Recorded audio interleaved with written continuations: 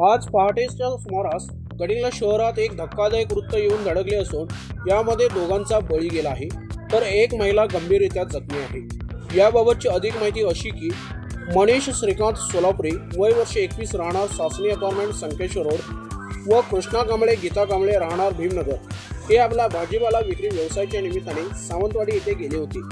ते रात्री तेथून जेवण करून गडिंग्लजच्या दिशेने येत असताना पहाटे 1:30च्या सुमारास नाशिकहून गोव्याच्या दिशेने जाणाऱ्या MH25A चे 7880 या आयशर टेम्पोने ओमनी MH02AY 4180 ला आजरानजीक सुलगाव फाट्याजवळ जोराची समोरासमोर धडक दिली। यामध्ये कृष्णा कांबळे हे जागीच ठार झाले, तर मनीष सोलापुरे हा उपचारासाठी दवाखान्यात नेत असताना मयत झाला, तर गीता कांबळे ह्या अतिशय गंभीररीत्या जखमी झाल्याने त्यांना अधिक उपचारासाठी कोल्हापूरला पाठवले आहे। या अपघाताची नोंद आजरा पोलिसात झाली असून दोन्ही मृतदेह उत्तरीय तपासणीसाठी उपजिल्हा रुग्णालय गडिंग्लज येथे पाठवण्यात आले आहेत।